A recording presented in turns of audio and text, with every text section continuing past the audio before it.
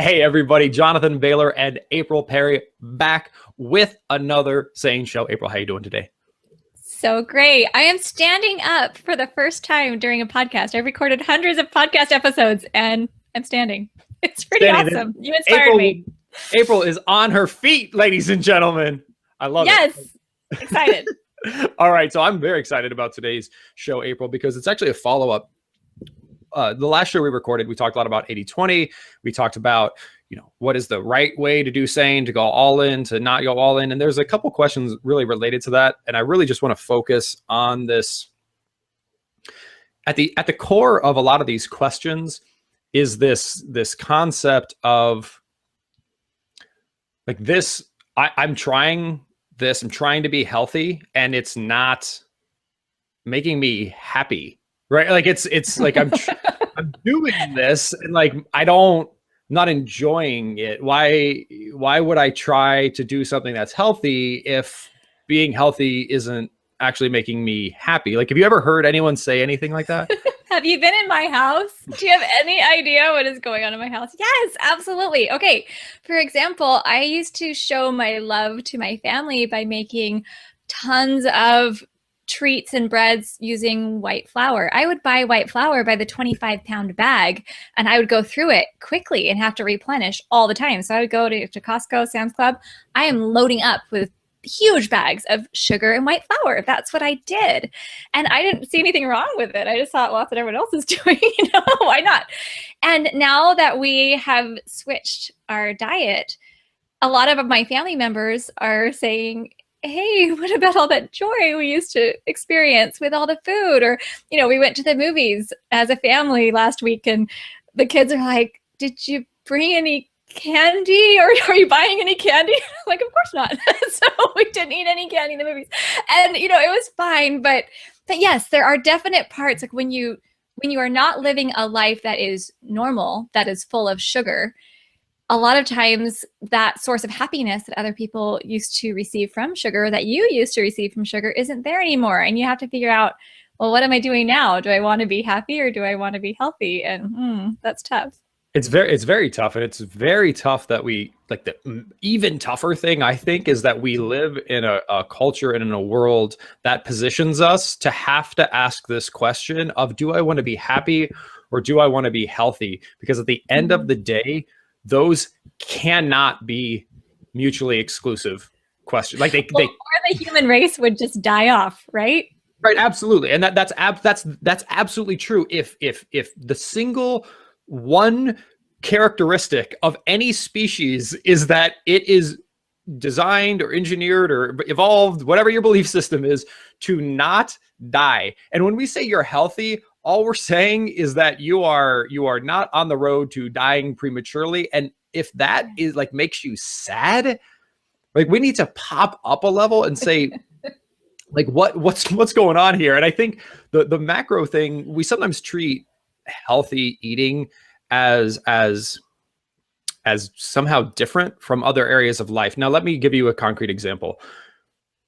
We all the time, we've talked about this on previous episodes, like, here's this trick that's going to cause this incredible health and fitness result in an unbelievable amount of time, right? You're going to lose 17 pounds in 2 minutes if you just take this thing that a doctor on television who, recommended. And then we're like, oh, that can work. But if someone said, hey, I can teach you the piano, or I can make you become a lawyer, or I can get you your CPA license, or you can become like a really good mom in 15 minutes if you just do this one trick, right? Like we know that's not how life works. And there's other things in life, right? I'm sure I've never been a mother and I will never be a mother, but I'm sure there's elements of being a mother that aren't fun. If you define fun as like the emotion you experience, like if happiness is defined, if in your mind the word happiness means the emotion I have when I ride roller coasters, or when I take a hot shower, or when I get a massage, or like, then you're like, oh, my life isn't happy. Like taking care of my children doesn't make me happy. Studying doesn't make me happy. doing most of what life entails doesn't make me happy. But I think what we need to pop up a level, and like, there's a bunch of philosophy and deep metaphysical stuff here, but there's a couple different types of happiness. Let's be very clear. Like, there is happiness after eating sugar. And ironically, that's the same happiness. If you look at it scientifically, the same part of your brain lights up as if you were to just snort a line of cocaine, or if you were to do anything that just hijacks the dopamine and serotonin sensors in your brain and gives you a small burst of happiness. But I bet, like, when you achieve a wonderful goal, or you see your child smile at you, or any, like, you feel a totally different feeling. And we call it happiness, but it's something other than that, I think. Yeah, I'm so glad you brought this up. And actually, there was a report that was done a few years ago that took the mom world by storm a little bit. I, run powerofmoms.com, and I remember reading this article that said, they've actually done studies of parents and shown that people who have children are less happy than people who don't have children. And as mothers, we're all sitting there thinking, what on earth? Who is putting this report together? And what are they out there saying? Because, yeah, you look at your life, and I think there are a lot of parts of being a mother.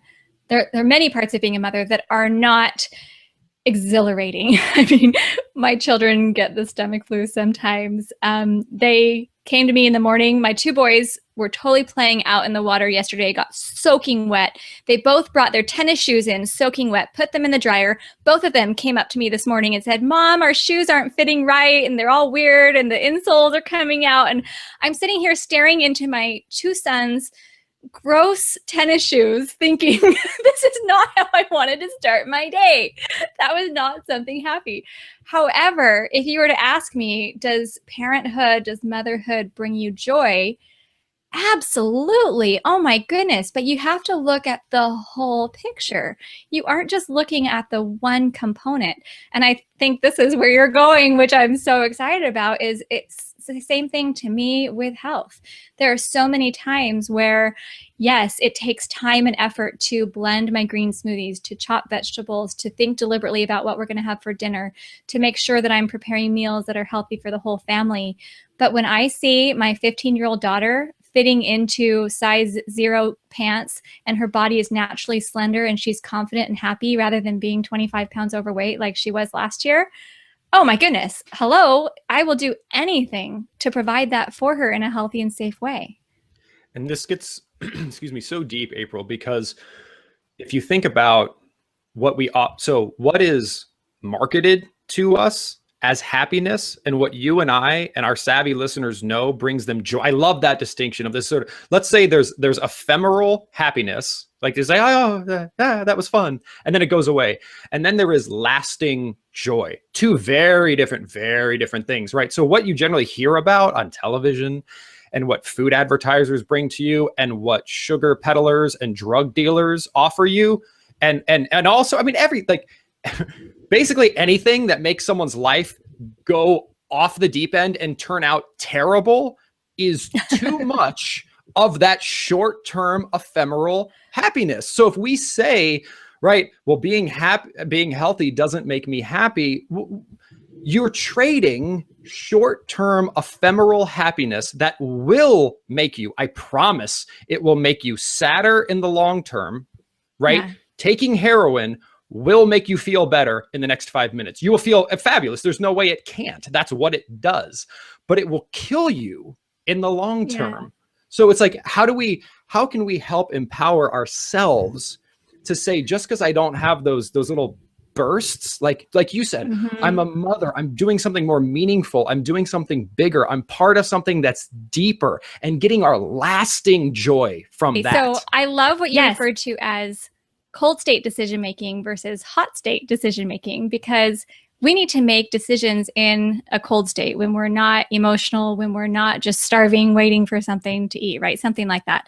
And where this is helpful health-wise is, let's say you sit down at the beginning of the year. New Year's is when a lot of people do this, and they think, what kind of a body do I want to have this year? How do I want to become more healthy this year? That's when people are making really rational decisions. Yes, I want to exercise. I want to eat more vegetables. I want to make my health a priority. Perfect.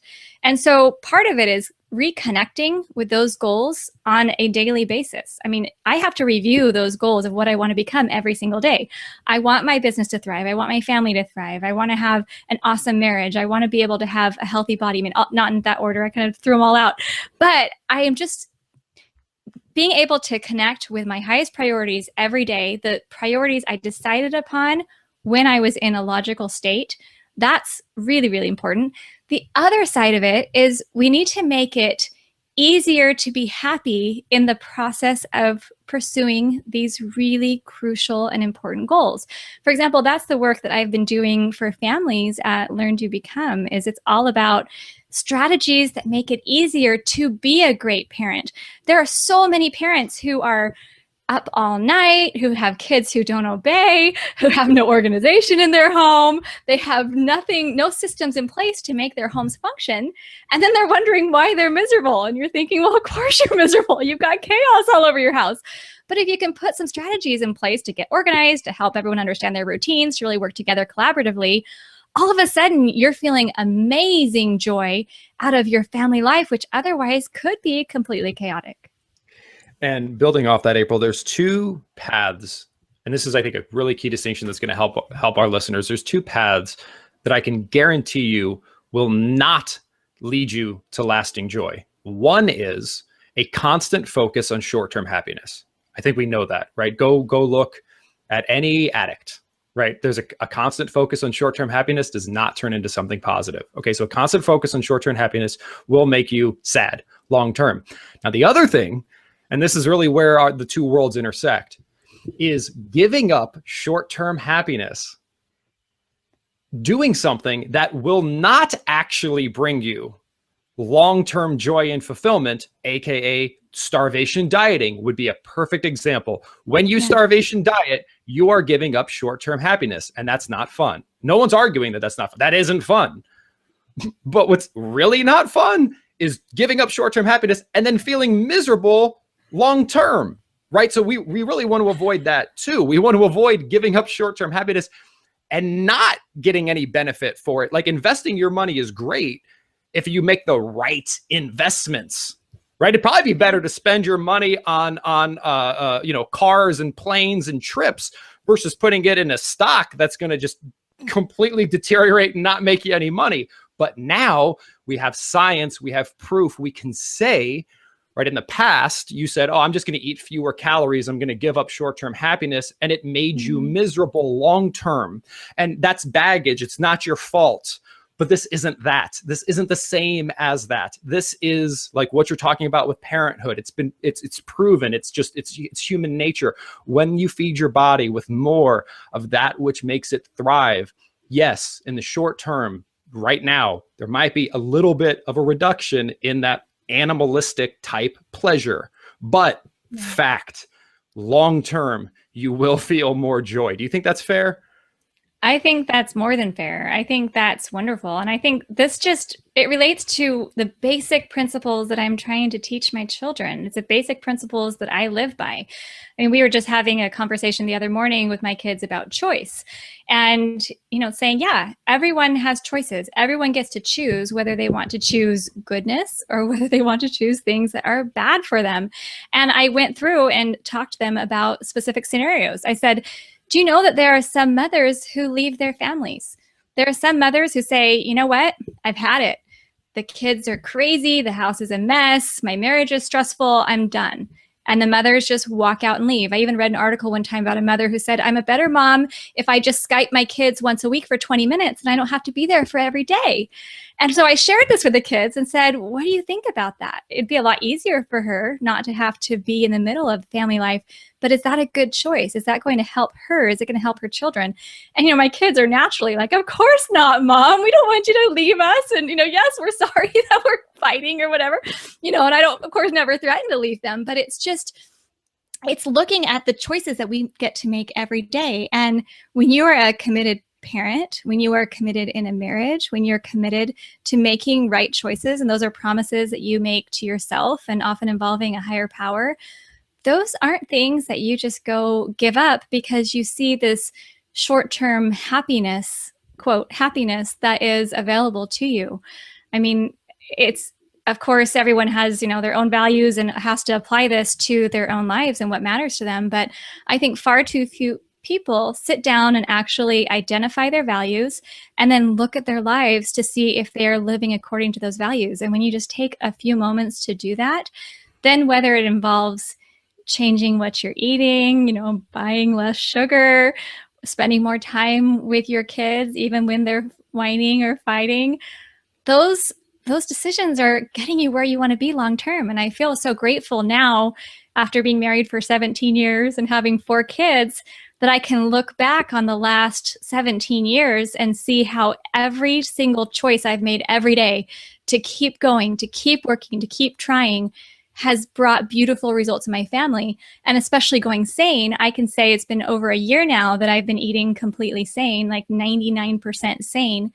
And I can look back and see how my life, my energy, my body, my family has changed for the better. And has every day been totally easy? Not at all. But is it worth it? And I would say absolutely yes. Use a really important word there, April, which is committed and commitment. And 2 things I want to add. First is, we always talk about folks going after their goals and what works for them. And this isn't going to apply to anyone who's listening to this show, because you wouldn't be listening to this show if it was. But if your commitment is tomorrow, I want to just feel as much pleasure as I possibly can. Like, there are people like that. There's even a whole philosophical school of thought called hedonism, which is just like, experience as much pleasure as you can, as quickly as possible, and don't think about the next day. That's no one on this.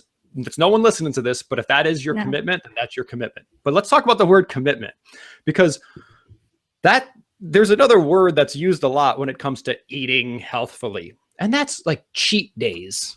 Like, do you ever cheat, Jonathan? What do you think about cheat days? Can I go insane on occasion? This gets back to commitment and purpose and meaning, right? So think about someone who's on this 7-day cleanse. Now think about that on one end of the spectrum in terms of like commitment.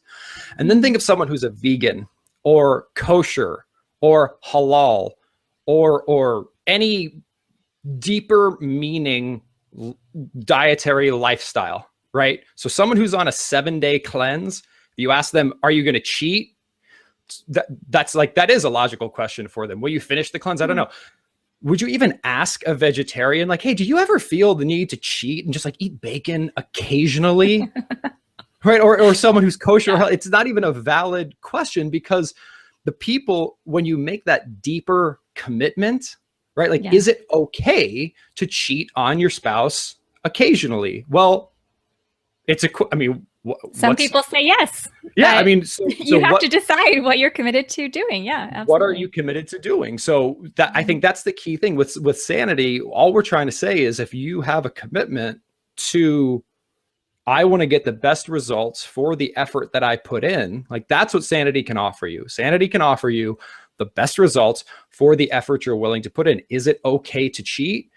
I think that if you go sane within 6 months, you won't even think that's a logical question to ask, because you won't need you don't feel the need. A vegetarian doesn't feel the need to cheat on being a vegetarian. I'm sure everyone who listens to this podcast doesn't like feel tempted to cheat on things that they're deeply committed to, because they're deeply committed to them, because it brings them so much long-term joy. So that's why that focus, like, if there was a next action we could distill this very metaphysical and almost spiritual podcast down to, it's like, are you focused? Like, how much of your day is focused on things that will give you long-term joy versus things that will give you short-term happiness that may have negative consequences long-term? And if you're thinking to yourself, like, hey, I'm trying to be healthy, but it's not making me happy, like, just start to ask these questions. Like, what are you committed to? What is your long-term goal? And I don't know, I think that will help you to start to redefine and see that happiness versus healthiness is not a false dichotomy, and it can't be. Does that make sense?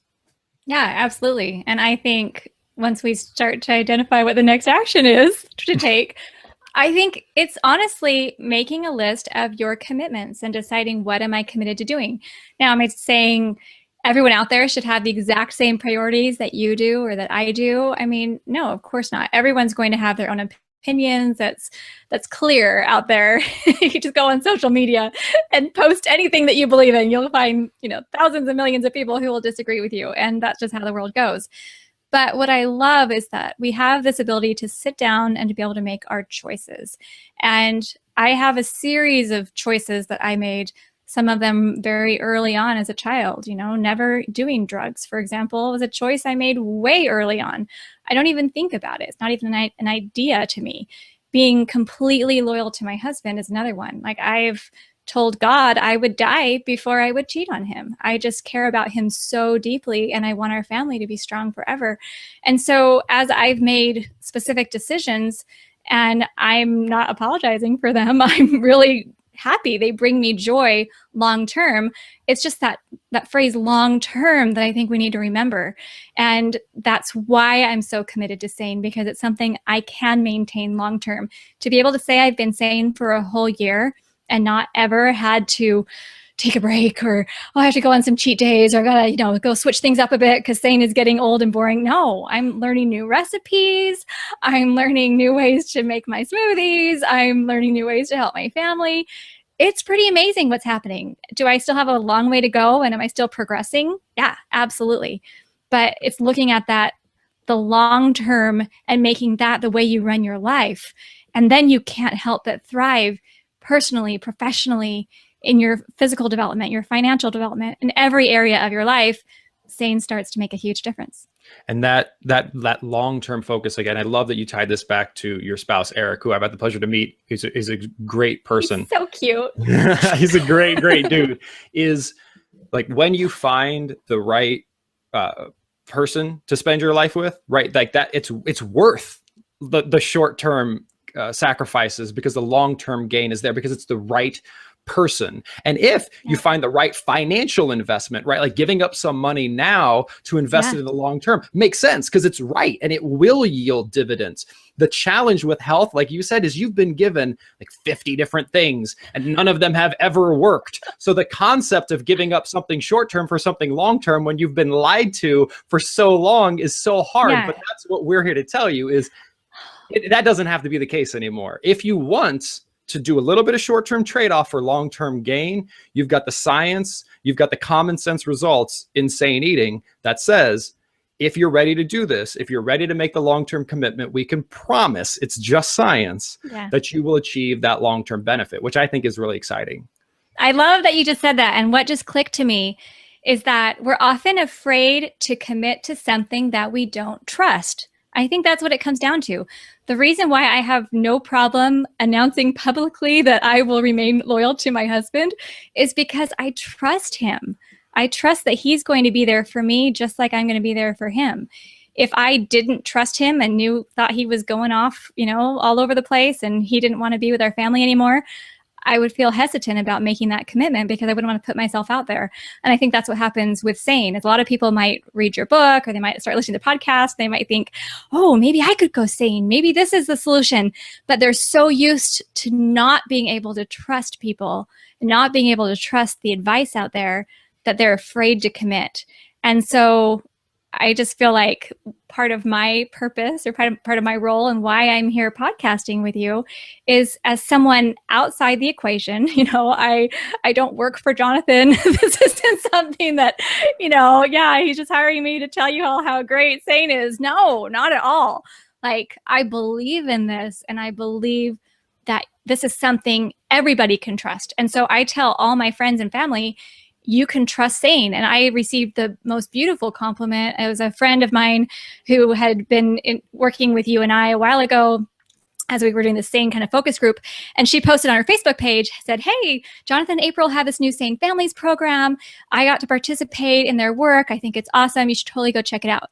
And a common friend that we had posted a response to that. And she said, I trust 100% anything that April endorses, and I'm going to go check it out. And I just felt like that was such a compliment. And I'm willing to put my name on the line. You know, each person has to decide, where am I going to put my support? What am I going to back? I don't put my name on the line for very many things, but for SANE, I absolutely do. Well, I so appreciate that, April. And I just, for folks who are new to the program, the reason there are amazing people like April in the world, and even me, and some, like, this isn't Jonathan Bailor's magic diet program, right? As if you know, if you've followed this for any period of time, I spent like 15 years looking over like 1,300 studies, and I'm not a doctor, right? I was a personal trainer 15 years ago, right? I spent most of my professional life as an engineer at Microsoft. But what I was able to do, because I'm a geek, is to look at unbiased, because I didn't really have any public persona back in the day. I didn't need to defend any previous positions. Is just to say, look, we were presented with some dietary stuff in the 60s. A lot of stuff has changed since then. What are we doing? And at the end of the day, it's saying, hey, what foods provide us with most of what's essential for human health and what foods don't? And when you eat more of the foods that provide you with what you need to thrive and less of the foods that are addictive and toxic, you live better. And I mean, and it's, don't take my word for it. You don't need to take my word for it. Don't take anyone's word for it. Like, just do it and experience the results and look at the science. And it's all there, and it's pretty amazing. So thank you so much, April. This podcast has been helpful for me. So hopefully it's been helpful for our listeners as well. Absolutely. Thank you, Jonathan. All right, everybody. Well, I hope you enjoyed our time together as much as I did. Again, Jonathan Bailor, April Perry. Remember, stay sane.